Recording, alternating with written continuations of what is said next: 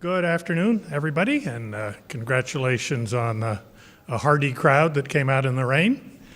I'm Richard Cruz. I'm co-chair of the Council on Palliative Care with Cappy Flanders, and it is my great pleasure to welcome you officially on behalf of the Council.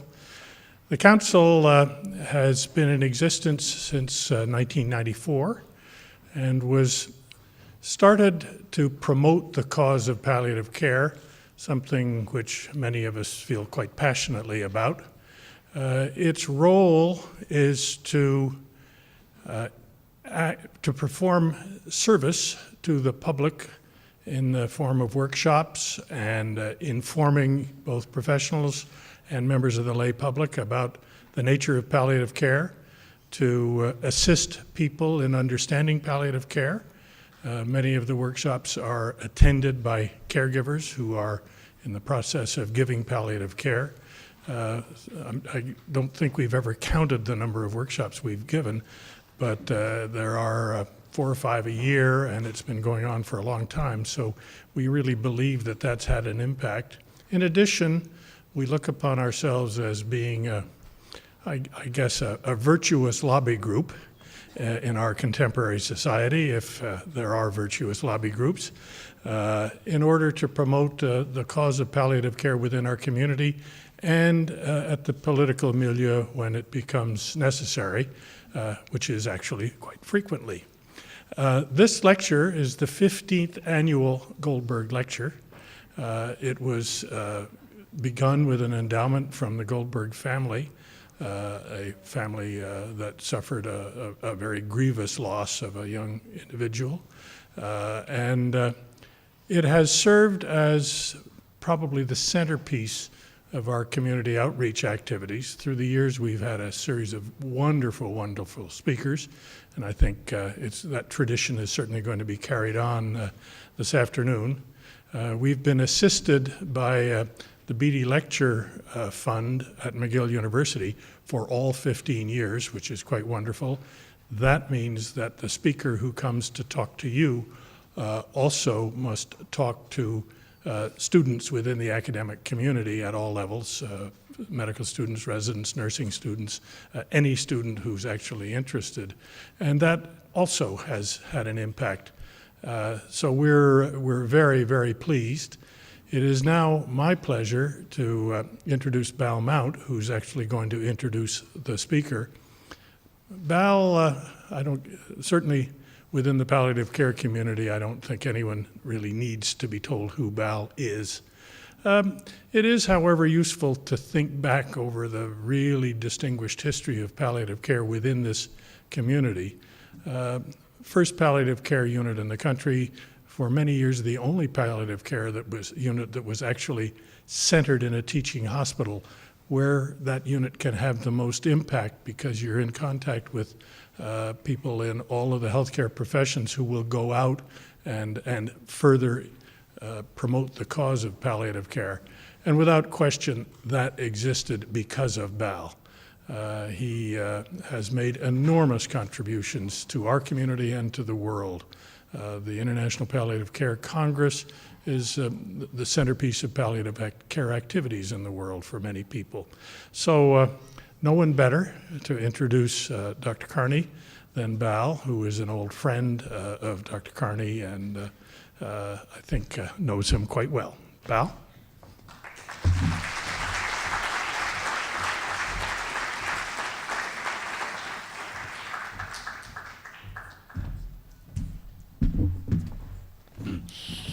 Greetings. Thank you, Dick. 37 years ago, I was at St. Christopher's Hospice in London, England, and I met a young Irishman.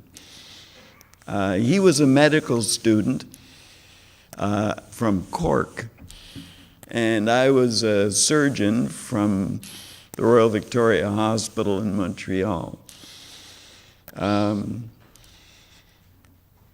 In the intervening years, he became a physician, and he specialized in internal medicine, certified internist.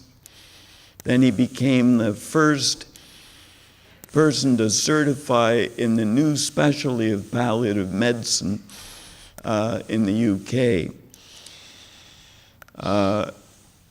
Then as a palliative medicine physician, he worked as an attending staff member at St. Christopher's Hospice in London. He was part of the group exploring the possibility of a program in a really pioneering initiative at St. Thomas's Hospital in London. And then he went on to become the director of a major program in Dublin, Our Lady's Hospice.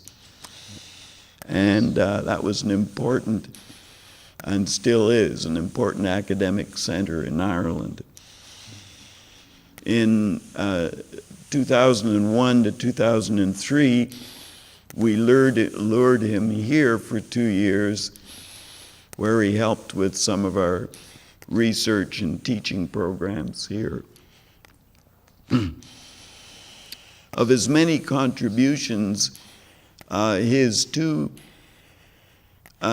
really marvelous books published by Oxford University Press have stood the test of time.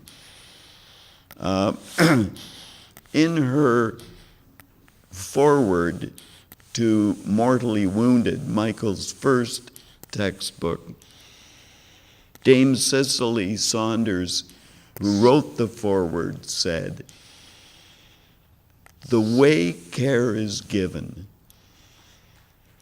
can reach the most hidden places and give space for unexpected development."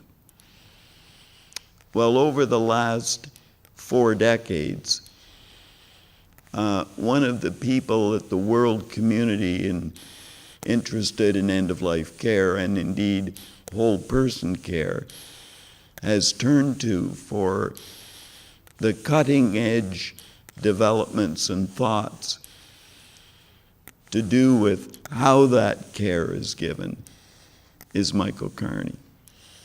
And our friendship has been a great blessing in my life. And he has been my teacher over all these years. Michael, welcome home. We're sure glad to have you here.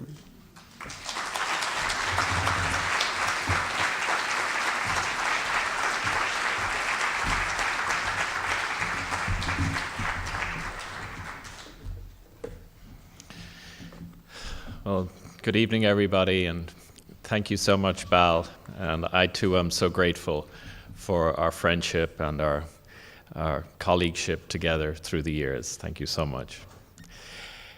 I'd like to also, at the start, just say my thanks to Cappy Flanders for the invitation to give this lecture this evening, and say that I'm honored and delighted to do so.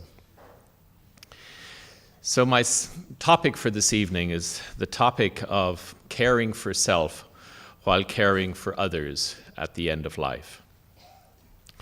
And I'd like to begin with considering the question, why self-care? Why do we need to concern ourselves with this question? And by way of response at the outset, I'd like to suggest that this is in part because I agree with Michael Balint that we are the medicine.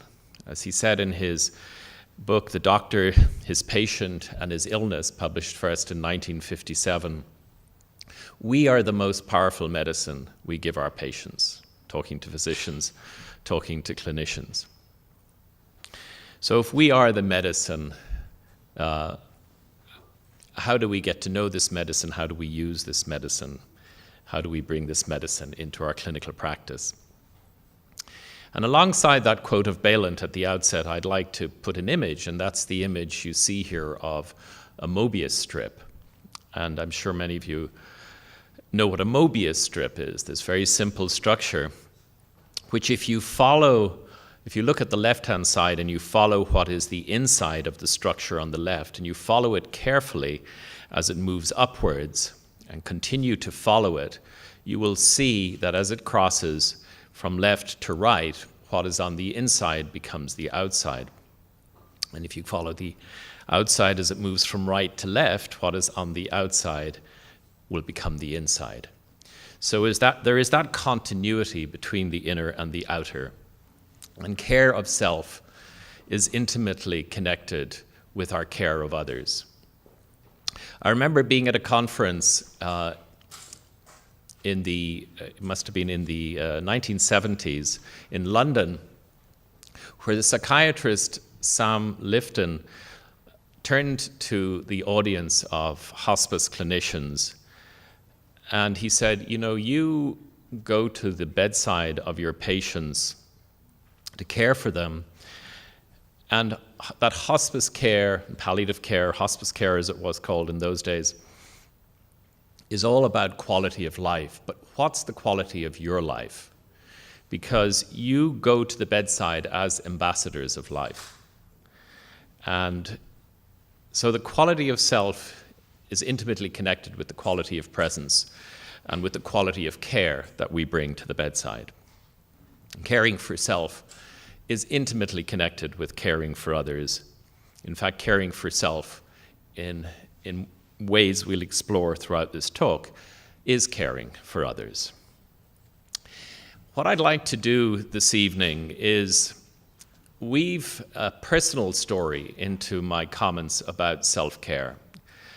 And I hope this is okay. And I'm going to do this in 3 parts. I'm going to talk a little about my experience of self-care at the beginning of my time working in hospice medicine. I'm going to talk about how it was about a year or so ago, and then I'm going to give you an update on how it is at the moment. So there'll be 3 different points of time. So as a medical student in Cork, in Ireland, in the 1970s, midway through my studies, I became somewhat disillusioned with medicine as I was experiencing it. The way medicine was taught in Cork in those days was that the initial years were years of scientific study without any clinical contact.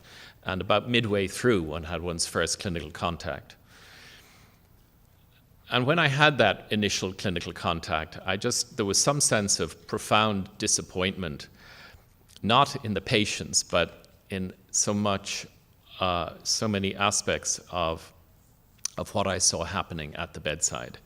And I don't want to be overtly critical or unfair, but there was just some sense that this wasn't what I had been hoping for, and there was a deep disappointment, particularly about how patients who were suffering incurable and terminal illness, how they fitted in that system and the kind of care they were receiving.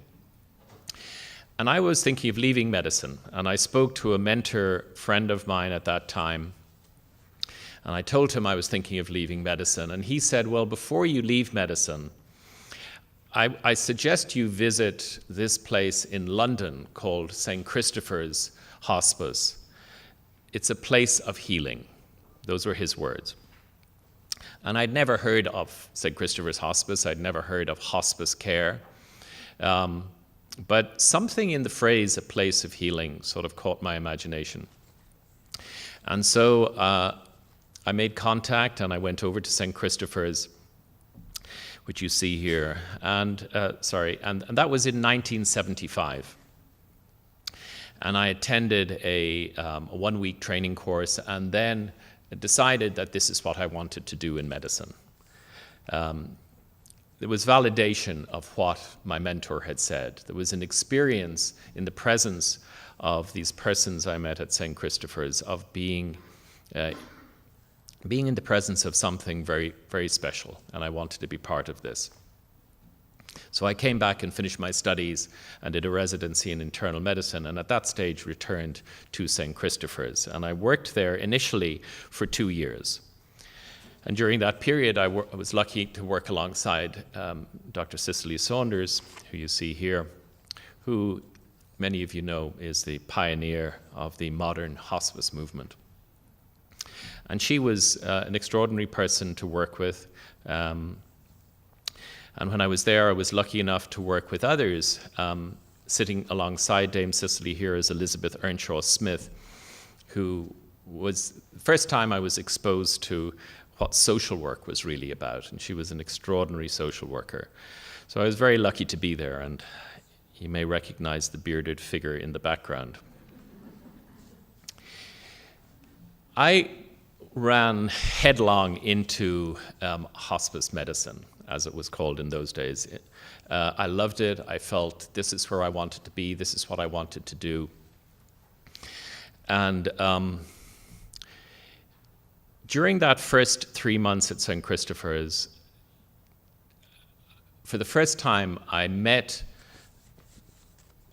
individuals who had medical problems and human challenges and human suffering that I simply didn't know what to do with, that I just was unprepared to respond to. It just brought me very quickly to the limit of what I knew, not just what my skills were in the area of symptom control, but in the face of the most profound existential suffering. I found I was really ill-equipped and didn't know how to respond. And I think something else was happening in the presence of that suffering. Let me just tell you the story of Wendy, which somehow brings that into focus. Wendy, who you see here, was somebody who I met during my time at St. Christopher's. And she was a woman in her 60s, in her mid-60s, who had worked all her life as a school teacher. She hadn't smoked. She'd led, she saw it, a good life and a healthy life, and she was looking forward to her retirement. And just before she retired, she was diagnosed with widely metastatic breast cancer. And if you look closely, you might notice on her arm a scar, and that was because she had widespread bone metastases, one of which had fractured.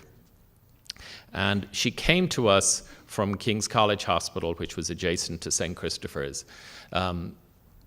having been admitted there, where she'd had surgery for her arm, she'd had radiation treatment. And by the time she came to us, her physical pain was fairly well palliated, but she was nonetheless in profound suffering. And her suffering continued. She lived alone. She wasn't well enough or strong enough to return home, so she needed to remain in St. Christopher's. And each day she struggled with the question why this was happening. Why had it turned out like this? This is not how she anticipated. This is not what she planned for. She was somebody with a deep religious faith, and she couldn't understand how this fitted in terms of God's plan for her, as she put it. And sitting with Wendy and her sense of anguish, and her questions that didn't have answers. I remember sitting there and just the sense of impotence, the sense of not having words to say, not having a response in the face of her suffering. And so I met Wendy, and I met many others like Wendy. And while those early months at St. Christopher's were incredibly rich, and I felt I was so lucky to be there in the presence of such great teachers and was getting such extraordinary experience in teaching. I was also aware that I was facing and absorbing and immersed in just a lot of human suffering that I didn't have answers for, that I didn't understand, that I didn't know how to respond to. And eventually a particular clinical event happened, a clinical encounter happened, which sort of acted as a final straw. And I went home the evening of that particular clinical event, which was along the lines of my meeting with Wendy, but just a little bit more poignant. And I went home just somehow feeling numb and feeling shocked.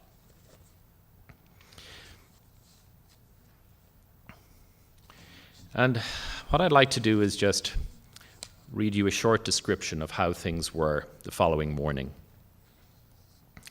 The following day, I came to work in a fog. This sensation lingered throughout the day, and I noticed that I could not easily concentrate. I was aware of a sense of dread in my chest, and I became more and more apprehensive. Then, as I sat listening to a colleague talking about a patient, a strong sense of déjà vu wafted from nowhere into my consciousness. It immediately captured my complete attention. I felt panicked. What was this? What did it mean? Was I having a nervous breakdown? In the midst of this whirlwind of images, feelings, and questions, I was suddenly aware that my colleague was still speaking, now with a look of concern on her face. I felt disorientated, confused, panicked. I couldn't make sense of what she was talking about. Then, the rumbling sense of dread in my chest swelled to a wave that seemed to crash right through me. I excused myself, I left the office, and I went outside and I bumped into Tom West, who was the then medical director of St. Christopher's, who was walking in the corridor. I asked if I could speak with him. He led me to his office. Tom listened attentively as I described how I was feeling. "You sound exhausted," he said. "You've been here 3 months now, and you've not had a break. You've thrown yourself into the work, and you're doing a good job, but I think that you may not have learned that you also need to take care of yourself. 2 suggestions. One, that you take this Friday off, make it a long weekend, and go away somewhere nice with your family. Second, I can recommend somebody you could meet and talk with from time to time. I have been doing this myself for years, and I would not have survived in this work without it." My head was still reeling, but I felt relieved. I heard Tom say that he understood what I was talking about, and more importantly to me at that moment, that he did not think I was crazy to be feeling this way. Early the following week, I met a counselor whom I immediately liked. We agreed to meet on a weekly basis for the next 3 months. Little did I realize that I was experiencing what I now think was an acute case of what I later understood to be compassion fatigue. Little did I realize that I was on the threshold of what P.W. Martin calls an experiment in depth, and that I was unwittingly heeding Jung's advice to dive, not drown.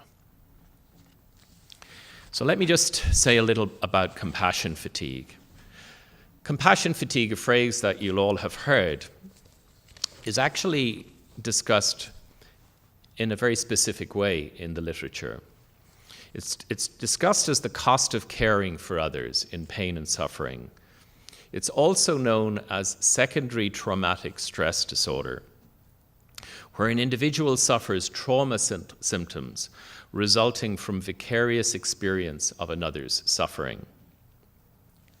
So compassion fatigue, in other words, evolves specifically from the relationship between the clinician and the patient, that it's a form of vicarious or secondary traumatization. By being empathically open and connected with the patient within this conceptualization of compassion fatigue, we are vulnerable to being traumatized, secondarily traumatized by the other's suffering.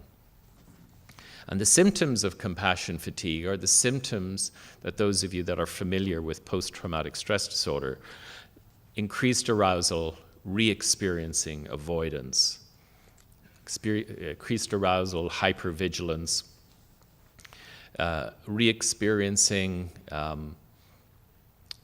walking by the room of a patient where one's had an encounter that's been particularly challenging and maybe traumatizing, and that evoking feelings of anxiety. And avoidance, where initially we might find ourselves avoiding that room, or avoiding the floor, going a different way through the hospital so we don't have to pass through the place where that event has happened. But the avoidance may chronically over time take the place of a gradual stepping back internally, even to the point of dissociation in relation to one's work. So within this conceptualization of compassion fatigue, empathy and the empathic engagement is seen as a potential, at least, liability. That empathic engagement is seen here as a key causal factor within this conceptualization and definition of compassion fatigue. And Charles Figley, who's written extensively about compassion fatigue from this point of view, writes, "The caregiver's empathy level with the traumatized individual plays a significant role in this transmission." So the term empathy level suggests that perhaps the deeper the empathic engagement, or the deeper level of engagement may make one even more vulnerable to the possibility of vicarious traumatization. And while I found there's something both interesting and I think accurate, using the touchstone of my own experience with this description of compassion fatigue, it somehow doesn't fully fit with my clinical experience, and I know this is true for many of those of you sitting here, many who work in palliative care, end-of-life care, but indeed in other clinical situations, where the experience of being with somebody in suffering can also be an experience of richness and an experience of receiving something very valuable, which is hard to define, which is hard to describe, and yet one knows when you walk away from an encounter like that, maybe you have given something through your presence and through your being there, but you've certainly received something, and you're the richer for it, rather than being depleted or wounded by it. So I was delighted when I came across this paper just a few years back by Richard Harrison and Marvin Westwood, in which they looked at the prevention of vicarious traumatization within a group of mental health therapists. And what Harrison and Westwood did is within their study, they talked to a group of trauma therapists who were identified by their colleagues as being therapists and individuals who were thriving in their work, who were seen as exemplary and thriving in their work by their peers, by their colleagues. They interviewed them, and then through a qualitative analysis, they identified a number of different protective practices. This description by one of the interviewees identifies one of these practices. "I actually can find sustenance and nourishment in the work itself by being as present and connected with the client as possible. I move in as opposed to moving away. And I feel that is a way I protect myself against secondary traumatization. The connection is the part that helps, and that is an antidote to the horror of what I might be hearing." So what this psychotherapist is identifying here is that the connection itself, rather than being the portal of traumatization, is actually in some way protective and protects the therapist from being traumatized or overwhelmed by the other's suffering. And not only that, but allows that connection to be one of replenishment.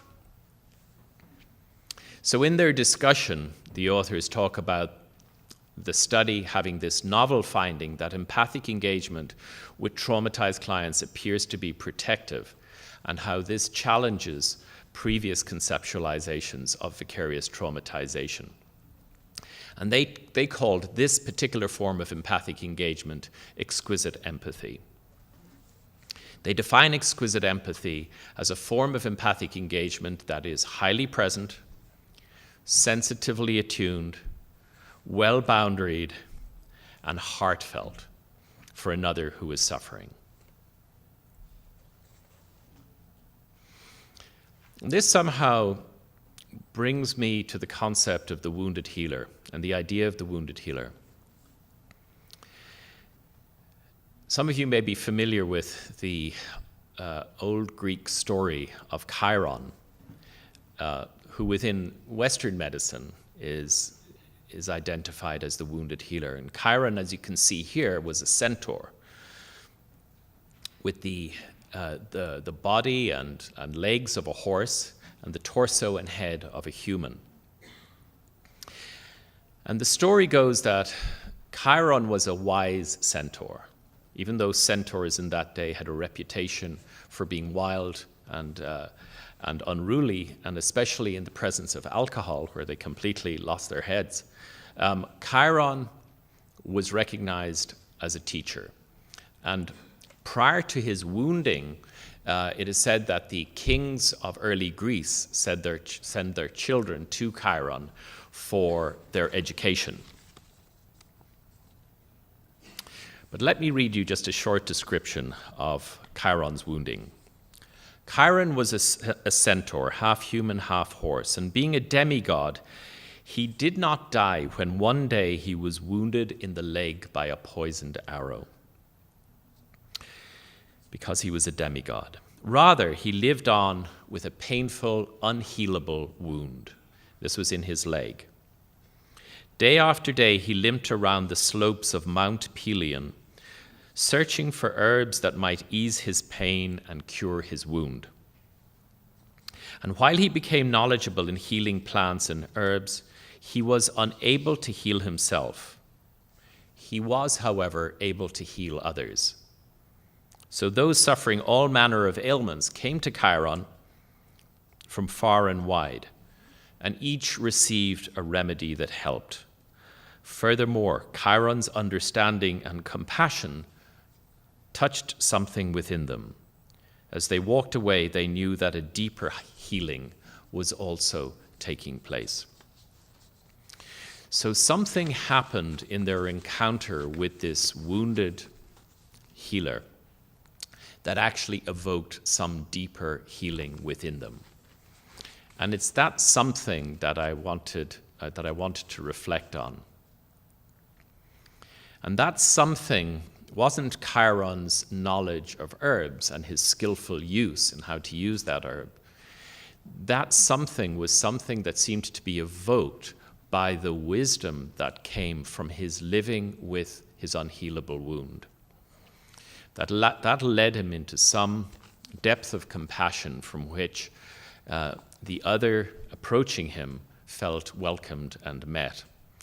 And his particular way of welcoming the other within that place actually seemed to evoke some deeper healing in the patient, the one who was wounded. And so that brings me back to Wendy and thinking of Wendy and being in the presence of one whose suffering doesn't have any answers, of what to do when I'm in the presence of somebody when I have nothing to say and when I have nothing to do. What to do when there's nothing left to do, and what to say when there's nothing left to say. And what the myth of the wounded healer speaks to is that rather at that moment, rather than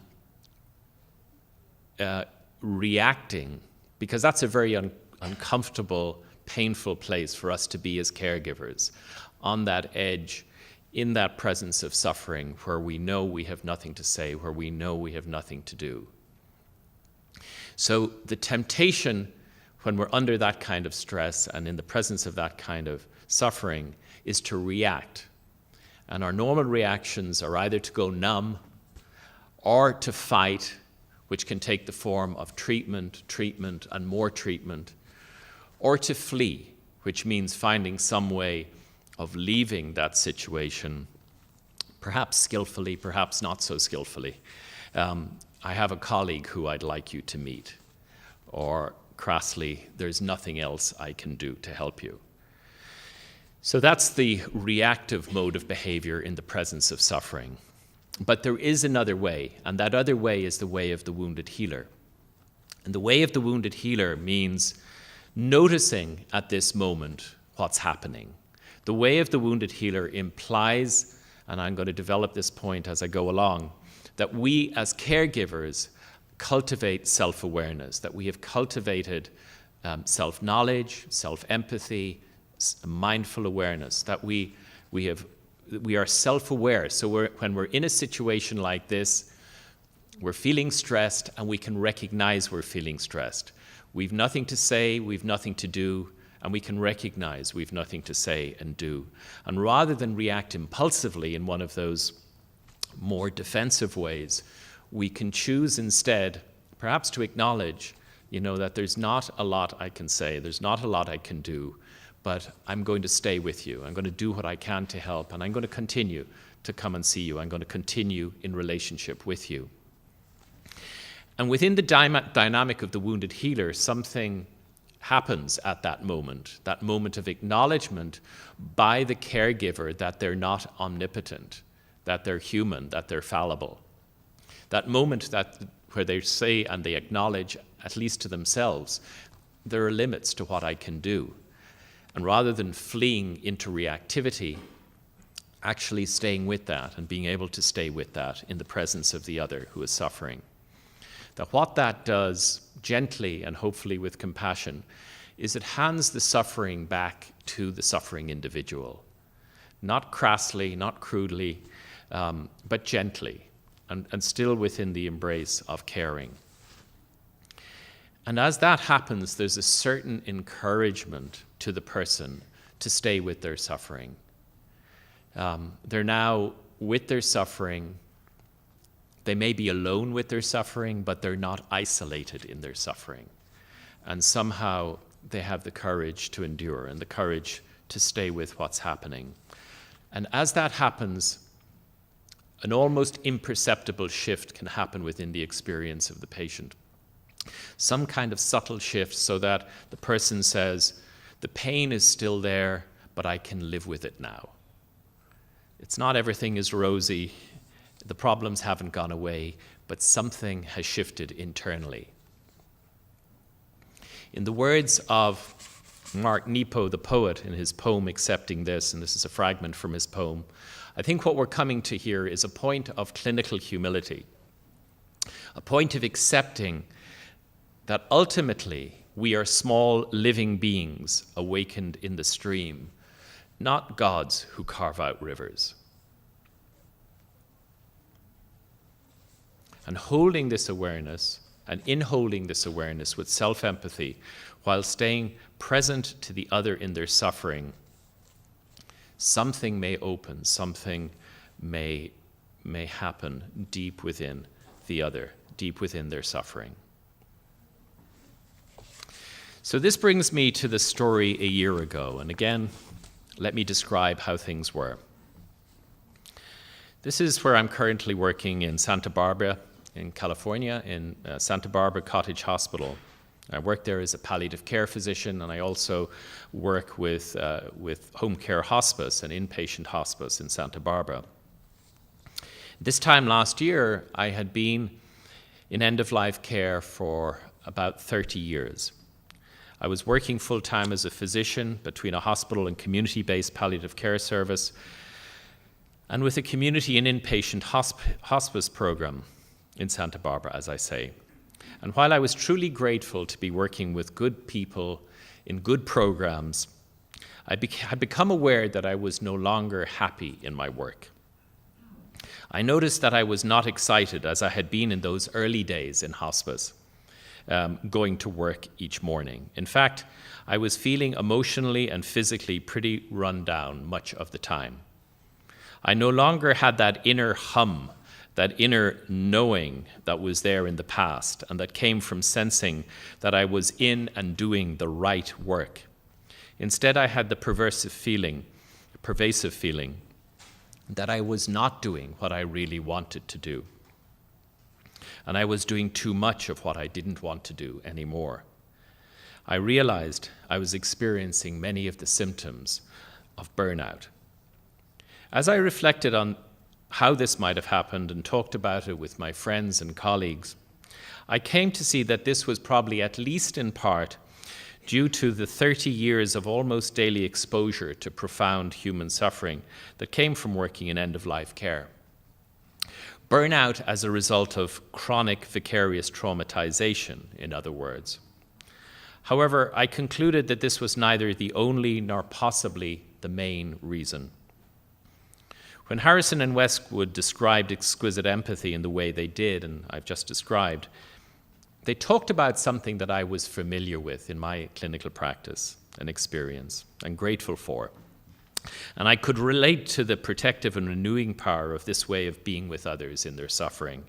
Indeed, when I did an inventory of those aspects of my work that were most meaningful and most replenishing for me, I identified just such occasions of being with another in a mutuality of suffering and healing, wounded healers together. I concluded that the other significant contributor to these feelings of burnout was a growing mismatch between who I was or had become and the role and tasks I was expected, needed to, and paid to perform in the work I did every day. Burnout as the result of the slow grinding down that comes from being a square peg in a round hole, or a round peg in a square hole. I knew that long-term sustainability in our work is dependent on there being at least a good enough fit between our calling and our responsibilities. And I realized that I needed to pay attention to this and that I would need to make some changes. I asked myself how much of this was about inner subjective change, if I didn't have much latitude in what I was doing at the time. Were there changes in how I did what I was doing? And could that make a difference? And how much was it about needing to try to change external, objective circumstances so that what I was doing in my work, whether in my current or some other work setting, would be more aligned with who I was? So let me say a little bit about burnout.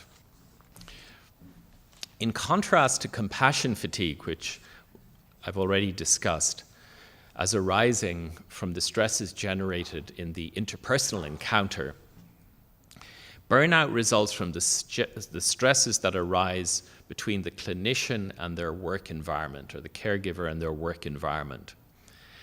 An oncologist spoke about the stuff that burnt me out, he said, has nothing to do with the loss. It's fighting insurance companies. So burnout as a result of chronic mismatch. And that's a theory put forward by Maslach, who's one of the authors on burnout, one of the researchers who's done a lot of work and a lot of writing on burnout. And she's identified 6 key areas in work: workload, control, reward, community, fairness, and values. And her hypothesis is that the greater the mismatch between you as an individual and your work environment in one or more of these 6 domains, the greater the likelihood of burnout, because the more stressful it is and the more possibility of that leading over time to burnout. There are some specific stressors to those working in end-of-life care and palliative care, including constant exposure to death, inadequate time with dying patients, the need to carry on as usual in the wake of patient deaths, and with that, inadequate coping, feelings of depression, grief, and guilt in response to loss, communication difficulties with dying patients, relatives, and colleagues, and an inability to live up to one's own internalized standards. For example, to provide a good death every time for every patient.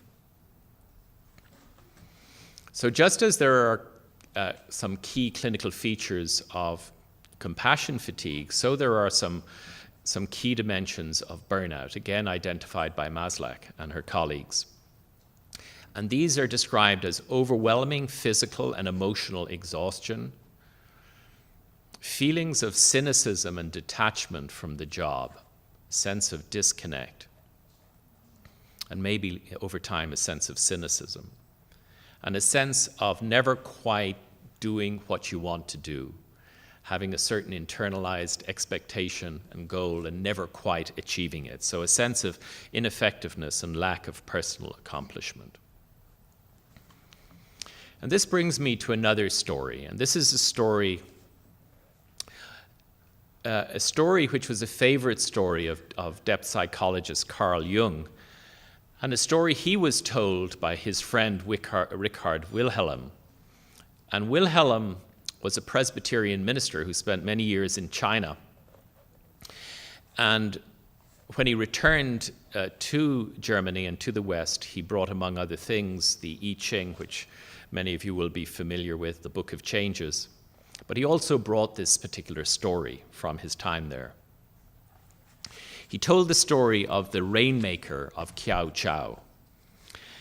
And Jung said to his students that this is such an important story, he told them, you should never give a seminar without telling it.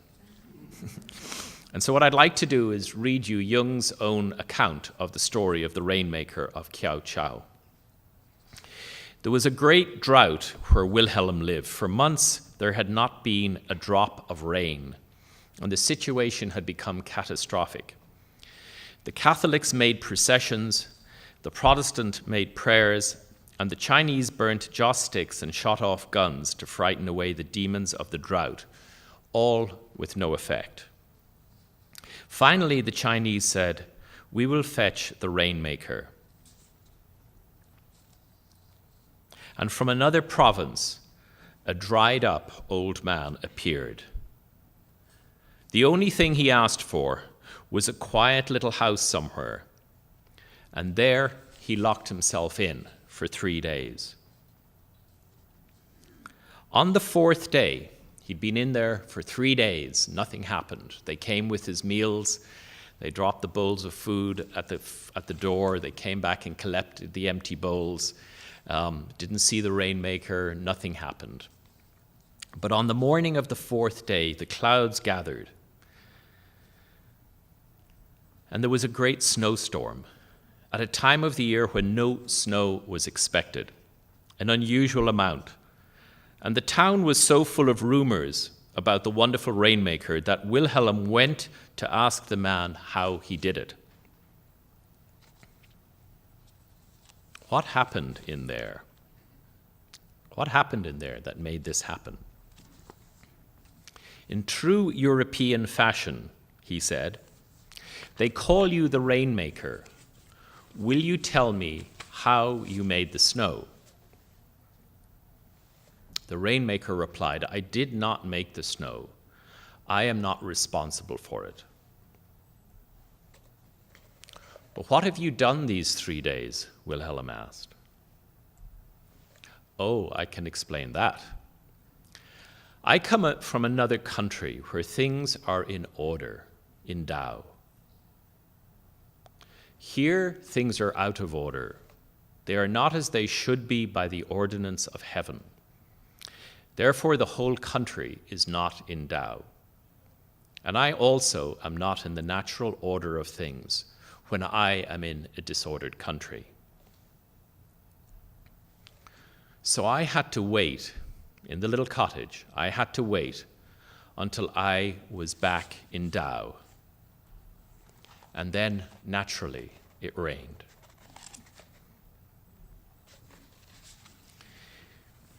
So while I find that story of the rainmaker, which is really for me a story of burnout, because here was a country that was burnt out. Here was a situation that was burnt out. And they had tried everything for burnout, such as irrigation and as well as all the things that Jung mentioned in his telling of the story. And what eventually turned it around was the rainmaker, and not the rainmaker doing something, but the rainmaker somehow descending within himself. So, if you like, for the expected change was hoped for in the outer environment. But rather than concentrating on the outer environment, he turned inwards. And he turned inwards until once again he was in Tao, until once again he was in harmony with his deepest nature, which is somehow in harmony with the deepest rhythms of the natural world itself. And when there was that alignment, when he was back in Tao, the right things happened. It rained. And there wasn't any kind of causal connectedness between what he did and the rain coming. It was more an acausal, almost a synchronous happening, coming into Tao.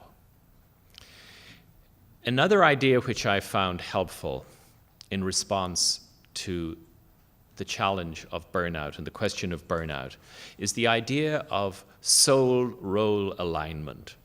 And Parker Palmer, who many of you will be familiar with his writings, particularly coming as he does from an educational background, he talks in his book, Let Your Life Speak, of the nature of vocation as one's calling in life.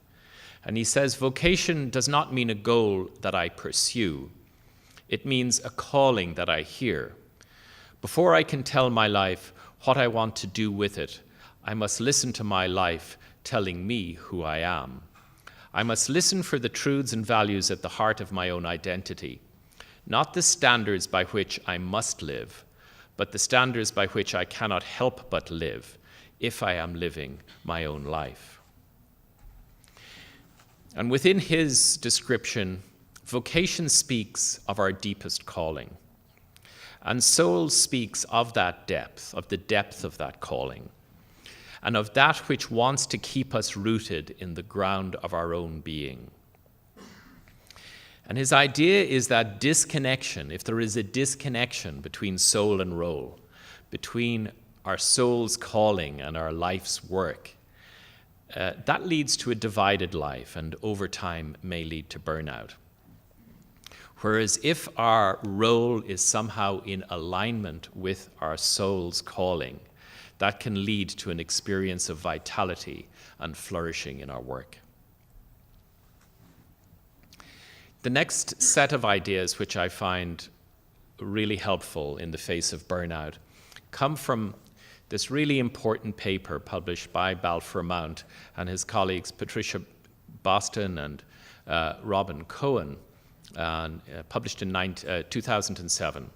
And I really think this is one of the most important articles published in palliative care in the last decade. Healing connections, this idea of healing connections as facilitating a move from suffering to a sense of well-being. And I'm sure many of you, but let me just briefly summarize, many of you are familiar with this, but this was a qualitative or phenomenological study of 21 patients with life-threatening illness. And this group of 21 patients were experiencing either existential anguish or conversely the experience of integrity and wholeness. And they were interviewed in an attempt to identify inner life and existential contributors to either their subjective suffering or their well-being in advanced illness. And themes that were common across cases in those who were identified as suffering and anguish, and there were approximately 10 in each group, was a sense of disconnection in one of four areas: disconnection from self, disconnection from others, disconnection from the phenomenal world, or a sense of disconnection from ultimate meaning, however conceived by that individual. With that, a crisis of meaning, an existential vacuum, an inability to find solace and peace. A preoccupation with either future or past, a sense of being victim to disease, victim to one's disease, victim to one's life circumstances. And with that, a need to be in control. In contrast, in those cases who were experiencing integrity and wholeness, common themes were a sense of connectedness in one of those four areas: self, others, phenomenal world, ultimate meaning. A sense of meaning in the context of suffering. A capacity to find peace in the present moment. An experience of a different kind of relationship to one's disease process, not being victim to it, but somehow a sympathetic, non-adversarial connection. and an ability to choose one's attitude to adversity, an openness to the potential in the moment greater than the need for control. So in their discussion, Mount and his colleagues talk about the concept of healing connections. What seemed increasingly evident to the interviewers, however, was that meaning was not an end in itself, but a byproduct of a related experience, a sense of connectedness. It was not meaning per se that brought the person alive, but the underlying experience of being part of something greater and more enduring than the self. In each instance, movement toward a sense of integrity and wholeness was associated with an experience of healing connections. Conversely, suffering was associated with an experience of isolation and meaninglessness. Meaning unfolds in the context of relationship. So establishing healing connections, I think, is for me very close to the idea of coming into Tao. And I think for each of us, we can think of perhaps our ways of doing this. And this is a highly individual process, and there'll be as many different ways of doing this as there are individuals.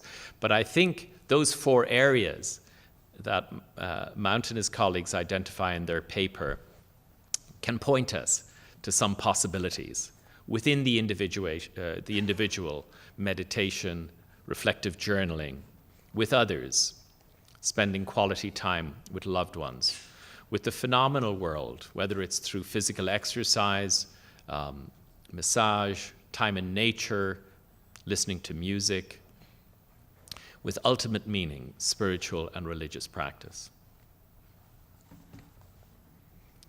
And exquisite empathy is also a form of healing connection, and this is recognized by Harrison and Westwood in their paper. Exquisite empathy, they write, affords clinicians the opportunity to ethically benefit from healing connections with their clients, and they refer to Ball's article, without sacrificing clients' needs to their own.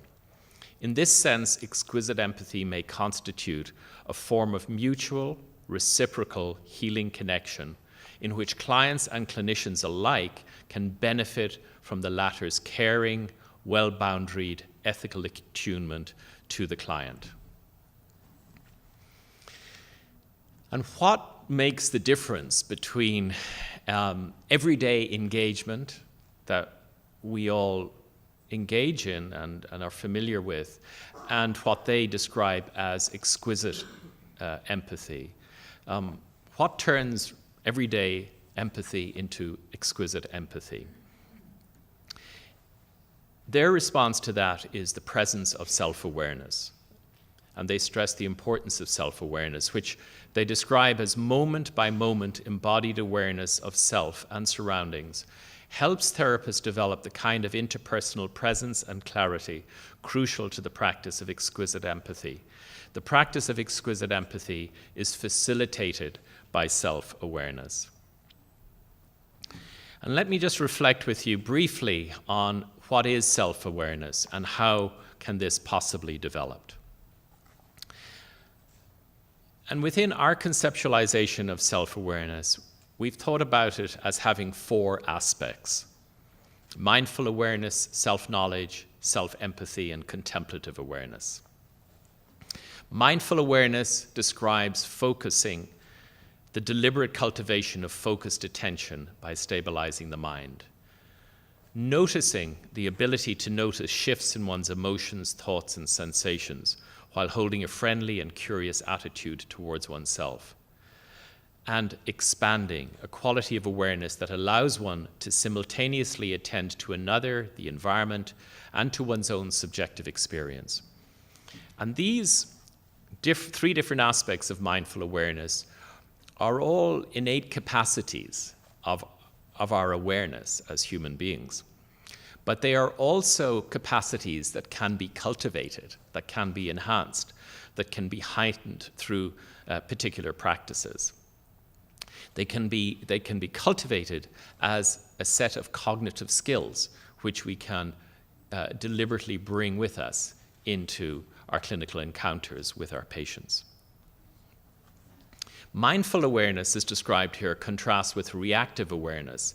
And that's the default type of awareness that we're mostly embedded in. And this is not mindful awareness. What happens when we're in reactive awareness, which is a mode we go into, particularly in times of stress, when awareness constricts, and with it our view of reality, and we become more reactive in our behavior. So if you think back to my description of the dynamics of the wounded healer, that moment of extreme stress, of being in the presence of overwhelming suffering of another, that type of stress, even if the clinician is there in an empathic way, but in the absence of mindful awareness, can all too easily lead to the sort of constriction of awareness and just the need to act for one's own survival, either by fight or flight. What makes it possible to stay there, I would suggest, is cultivating this capacity, enhancing this innate capacity, which we all have and we all practice, of mindful awareness. Self-knowledge is the old Apollonian dictum, know thyself. And this includes an understanding of our family, religious, cultural background, our emotional and psychological process, what we're bringing of our baggage, if you like, into the clinical encounter, and our having worked with and through these personal issues that could otherwise lead to prejudice, stereotyping, and countertransference reactions. It also includes more philosophical concerns, such as our understanding of the nature of the self. For example, do we see ourselves as discrete, solid, and separate entities, or more, as Mark Nepo described in that poem I quoted from, like particles awakened in the stream? Self-empathy involves our becoming aware of the sort of self-judgment and self-criticism that we carry towards ourselves, often unconsciously. Working with and through these feelings may allow us to cultivate an attitude of self-forgiveness and self-compassion. And finally, contemplative awareness speaks to an awareness of how we as individuals are situated in a bigger field of relationships and relatedness. And this includes an awareness of what brings us into a sense of connectedness and meaning, of practice and rituals that allow for direct experience of what might be called the numinous or the sacred.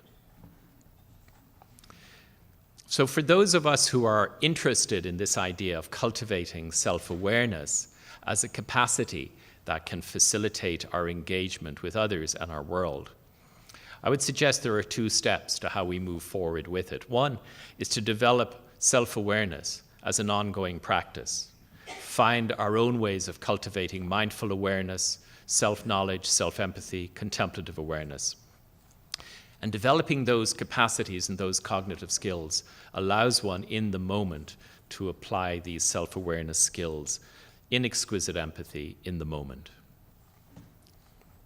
Each of us will customize our own ways of doing this, and I just share a few ways that I have found and I continue to include as part of my life practice in trying to enhance those capacities. Mindfulness meditation, which comes from the Buddhist tradition and is now used also as a secular practice with great success for cultivating the particular skills of focusing, noticing, and expanding, which I referred to earlier. And there's actually an interesting and increasing body of data supporting that mindfulness meditation actually works in doing this. I also like to work with dreams, both as a way of, as a form of self-knowledge, but also as a practice of contemplative awareness. For me, dreams are a portal to that bigger sea of interconnectedness. I spend a lot of time in nature, both in my garden and in nature in other ways, and find again that brings me into that contemplative awareness.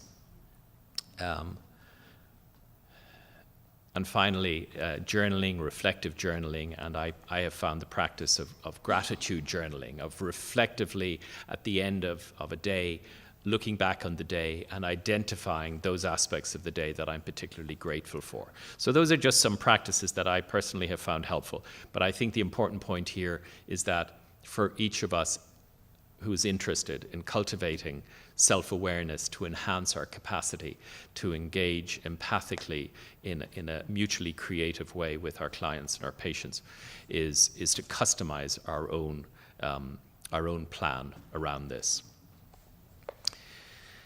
So while traditional models of self-care, and these are the dominant models in the workplace, are models that stress the importance of having clear professional boundaries and of, yes, having a good range of self-care activities, but having those outside the workplace so that, we go to our yoga class, or we go to our meditation group, or we go to a concert and listen to some music. We do whatever we do that replenishes us, but we do that outside the workplace. But it begs the question, what about the workplace itself? And can the workplace itself potentially be a place of replenishment as well as a place of depletion? And if this concept of exquisite empathy speaks to something real in clinical practice, that would suggest that it is possible, that if we can engage empathically with others in our work, it is possible that as well as giving, we will actually be receiving. And that's led us to conceptualizing a self-awareness-based model of self-care. And very briefly, let me just show you what's here. That at the center of the diagram, you can see the clinician. And the clinician may engage with what's on either side with more or less self-awareness. And on the left-hand side is the suggested pathway of what happens when a clinician or a caregiver engages with less self-awareness with their work environment or with the patient's suffering. Then one is engaging in a more reactive mode, one is engaging with a less expanded perspective. It is more likely that the empathic engagement will be a liability in that setting than a source of potential renewal. And that can lead to compassion fatigue and burnout. On the other side is the suggested pathway of the clinician who interacts with their work environment and with the patient's suffering with more self-awareness. And here there can be that expanded perspective, that self-knowledge, that self-forgiveness, and that sense of being rootedness in a bigger picture that somehow situates this very personal encounter in a bigger context. And that really allows for the possibility of exquisite empathy and for healing connections. So it can go either way, this model suggests, and that is determined to a large extent by more or less self-awareness. So finally, or almost finally, I'd like just to say a word on boundaries. And this is actually came from a talk I gave earlier today, just some ideas that came up in the discussion afterwards, where there was a question about the different kind of boundaries. Because in Exquisite Empathy, you may remember, we talked about a form of empathic engagement that is highly present, sensitively attuned, well-boundaried, and heartfelt. Well, what about these boundaries, and are there different kinds of boundaries? And the tradition models of self-care emphasize the importance of having good professional boundaries. And just a couple of thoughts in reflection. And one is that while good professional boundaries are essential, that's the first thing to say. We need to be aware of our limits as professionals and of boundaries in the area of clinical practice, ethical practice, and so on. We need to be mindful of that. We need to practice that, clearly. But there's also a danger in relying solely on good professional boundaries as one's form of protection within the workplace. And that is that good, clear professional boundaries can all too easily become rigid boundaries. And as they become rigid, they become fixed, and they can become impermeable. And to be the patient on the other side of somebody with extremely good professional and clinical boundaries, which are fixed and impermeable, can be a very lonely and a very cold place to be, and a place where the patient can experience themselves in an objectified way. In contrast, the suggestion is that self-awareness may allow us to cultivate boundaries which are flexible and whose permeability can be modulated by self-awareness.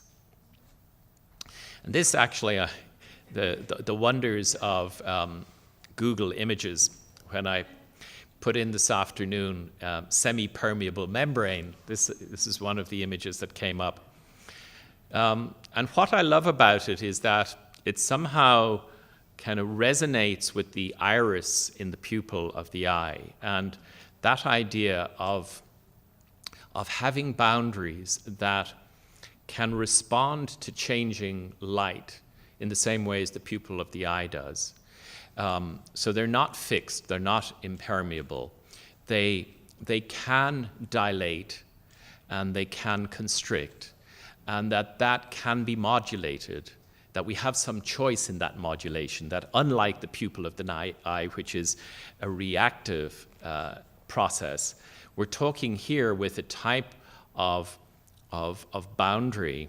I see it almost as, I visualize it for myself as heart muscle, and this somehow kind of speaks to that image of heart muscle, and that rather than having a shield around, a non-porous metallic shield around the heart, having this semi-permeable membrane which can be modulated by self-awareness, that we have some choice as to how open we are, or when we need to tighten the boundary and perhaps take a step back. So we can move in, we can move back, we can be fully open, or there may be a time when we need to draw a line and step back and out of the situation for our sake and perhaps for our patient's sake also. So just, I share those thoughts with you.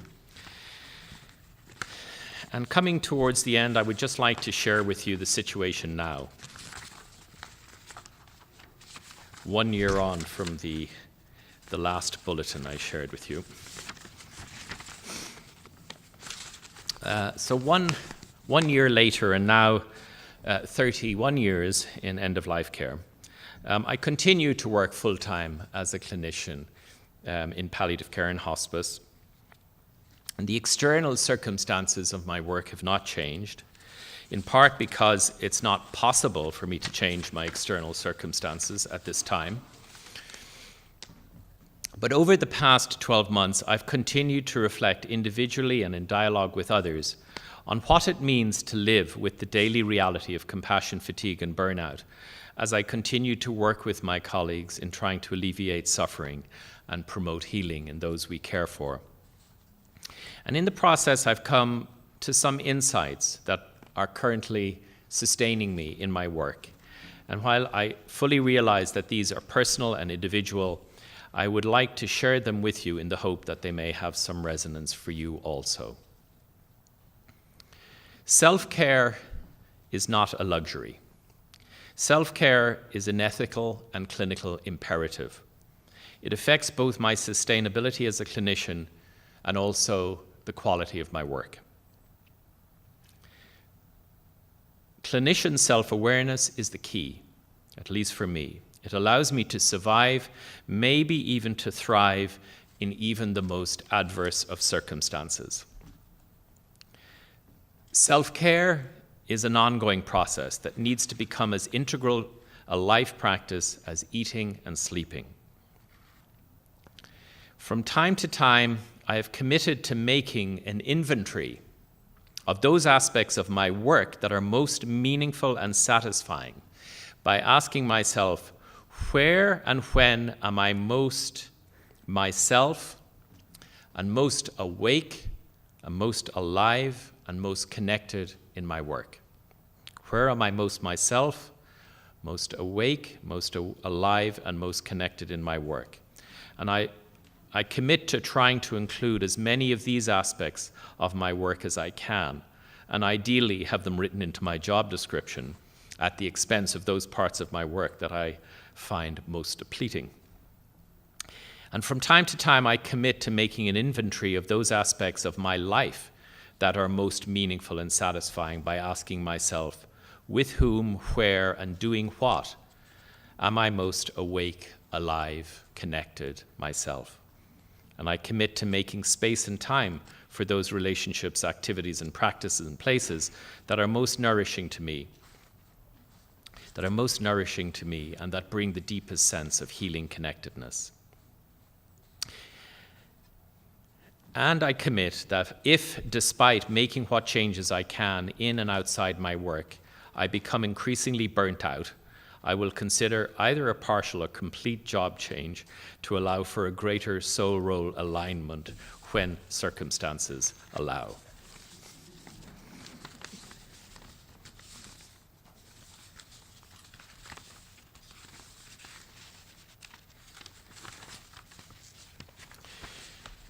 The wholeness is already there. Our task as healers of ourselves as well as others is to remember this, to radically remember this, and to do this both inside as well as outside of the workplace. This is not as easy as it sounds, but it is possible if we develop caregiver self-awareness. Self-awareness involves a commitment to deepening in self-knowledge, the practice of self-empathy and mindfulness, and experiencing connectedness in the sacred through the practice of contemplative awareness. Practicing self-awareness makes whole person self-care possible. Self-awareness in the workplace allows us to engage in exquisite empathy with the possibility of protection from traumatization while simultaneously finding sources of nourishment and renewal in the work itself. But this alone is not enough. We also need times of retreat, times when we step back and completely away from our work and immerse ourselves in whatever is most deeply meaningful for us. Such times of retreat allow us to see our work from a different perspective, to sense the bigger picture, and to discern if soul and role are in alignment. This allows us to experience healing connectedness, to rest in the source, to be in Tao. And when we do, then naturally it rains. Thank you.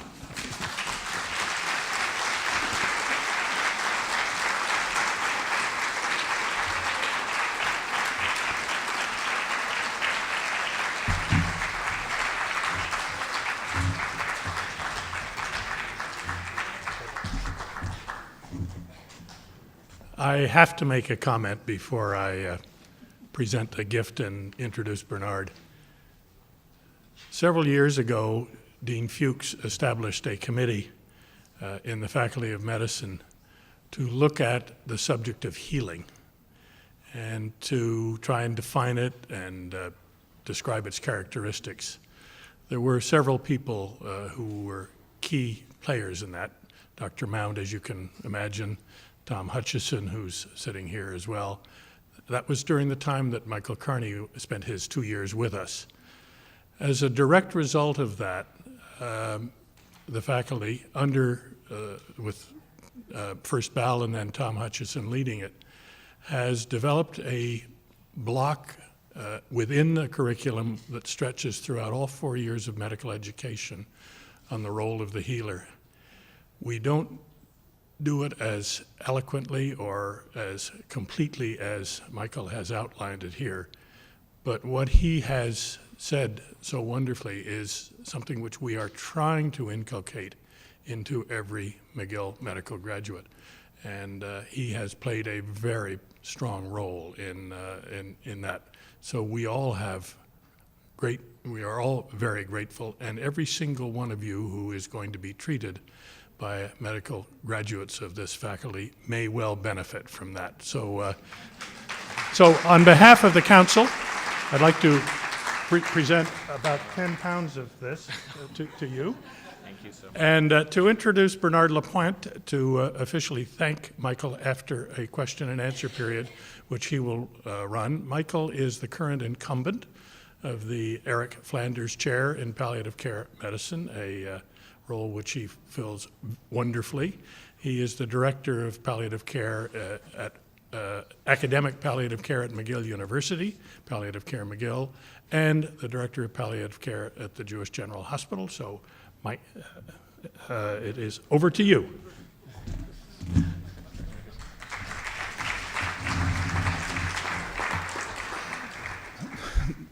Dr. Kearney, Michael, thank you so much for wonderful, wonderful presentation this evening. I was struck tonight, like at noon today, by the depth and the true resonance of the concepts, the ideas, the metaphors, as well as the experience you share with us. And they are a true source of enrichment. Tonight I will go to bed replenished. Everything you speak about, we know is deeply rooted in experience and a remarkable know-how and know-how to be. I'm so pleased to recognize in you the long tradition created by Bal and others that are in the room of holistic approach and true respect of what it is to suffer. And I wanted, in thanking you, to acknowledge as well that in that true tradition of filiation, you were awarded this year by the Royal College of Physicians and Surgeons of Canada the visiting professorship that has been created in honor of Balfour Mount. So you are this year the Balfour Mount Visitor Professor of the Royal College, and this is an honor for all of us to share into that filiation. And just before we go into a period of questions, I wanted to tell you that not only it rains outside, but it snows somewhere in this universe because you brought us back a little closer to the Tao. So, I would appreciate if there are questions for Dr. Kearney. There are 2 microphones. It's easier for us to hear your question as well as for people who will be tapping into this talk when it will be broadcasted on the web, on the site of the council. Yes. With all due respect, sir, I doubt if there are many demigods here this afternoon. And for us humans, it seems to me that although inner mindfulness is certainly significant, especially in the fields of health and sustenance, they unfortunately don't fully compensate for the lack of resources that often characterize our health and social systems.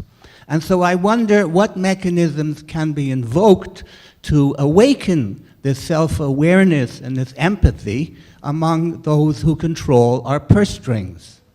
Do you have any suggestions that have been successful in that area, at least partly? Thank you.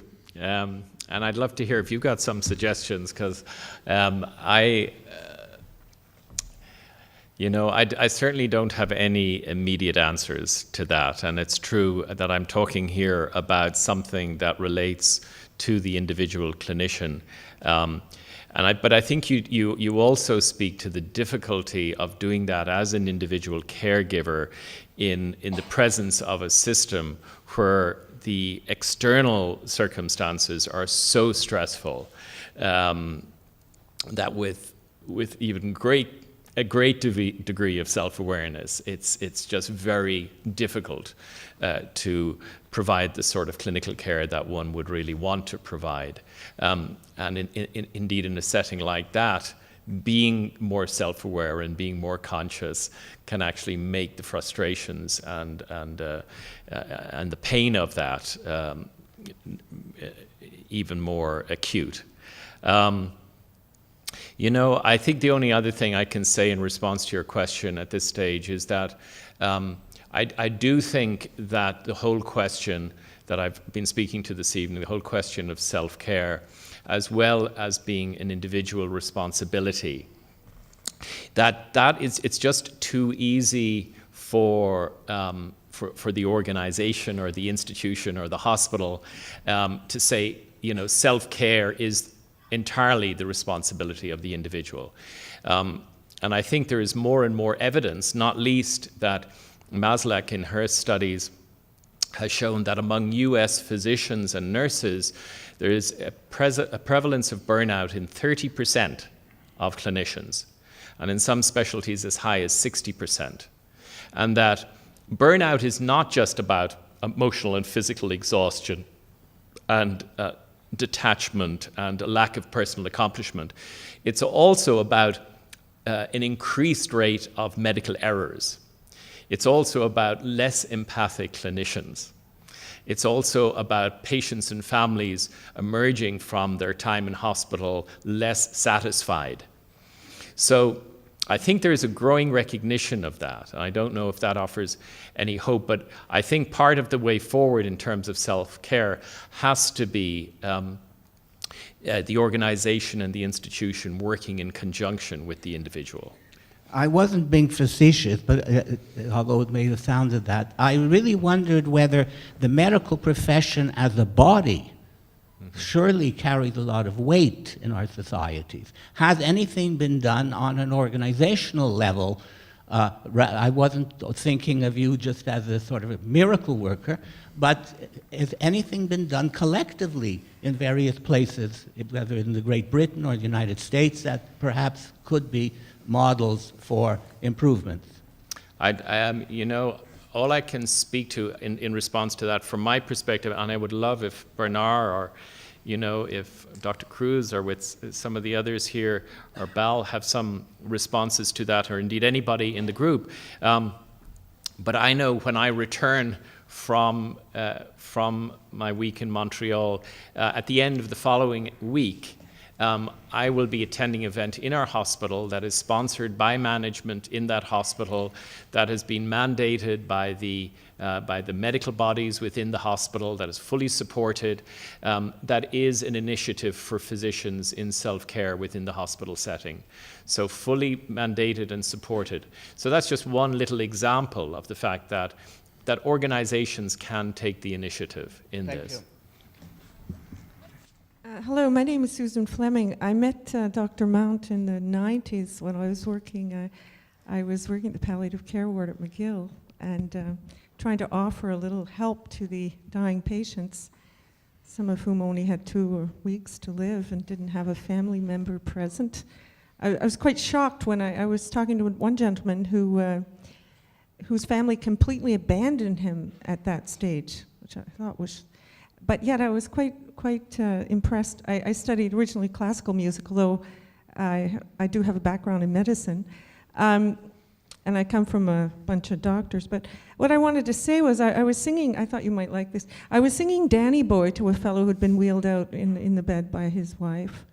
And, hitting the high Ds there. And there's a line in there that says, "When I am dead, as dead I well may be." And I think it was a husband came out to me like, "Excuse me, would you stop singing that song about death?" Yeah. So, but otherwise, I was impressed with the sense of humor. These dying people had joke books, and I guess nobody has a sense of humor here. But anyway, I got out. I did suffer burnout because I was hit with lightning a few years ago. This is a true story. So I was advised to go to the Jewish General. I was sitting in a office there with an elderly gentleman who was snoozing by my side and looked really battered and bruised.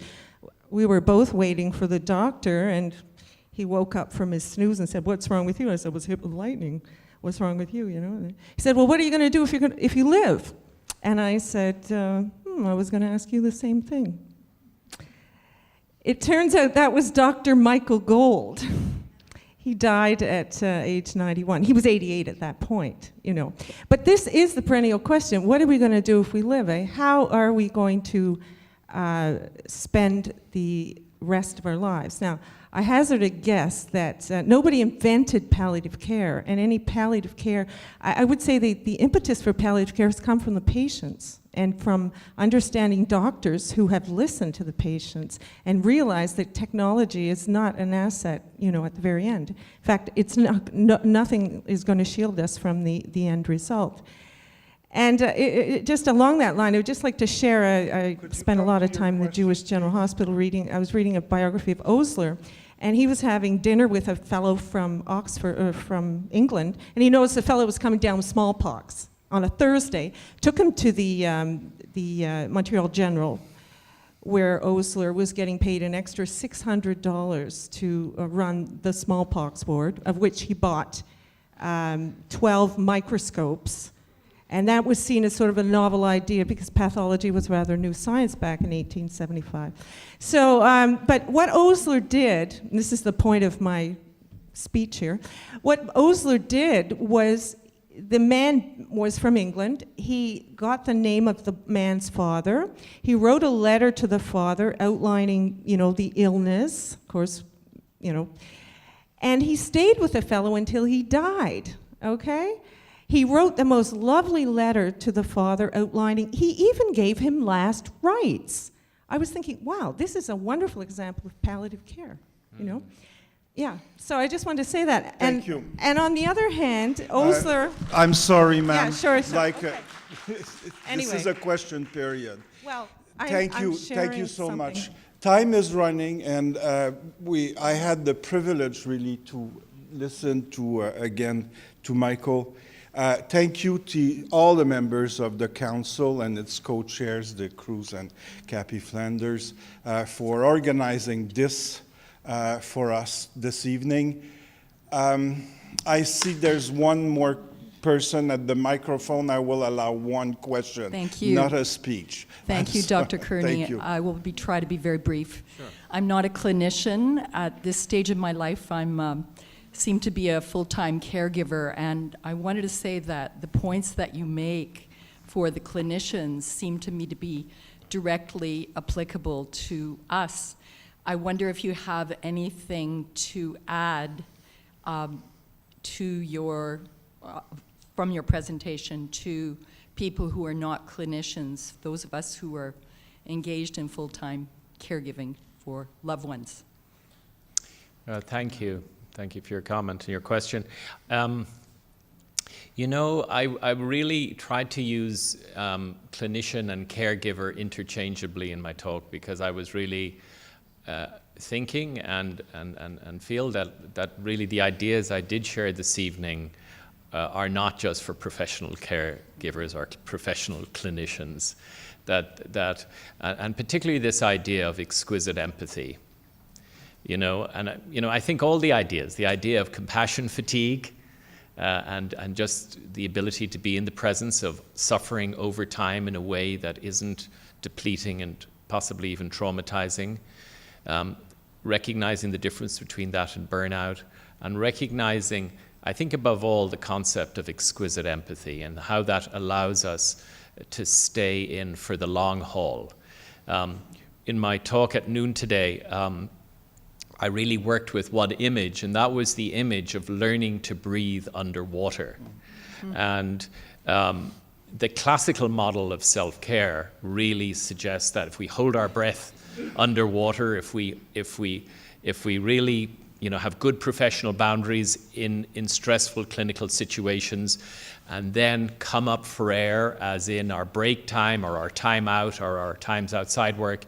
And of course that model is valuable and it's good for caregivers as well as professional clinicians.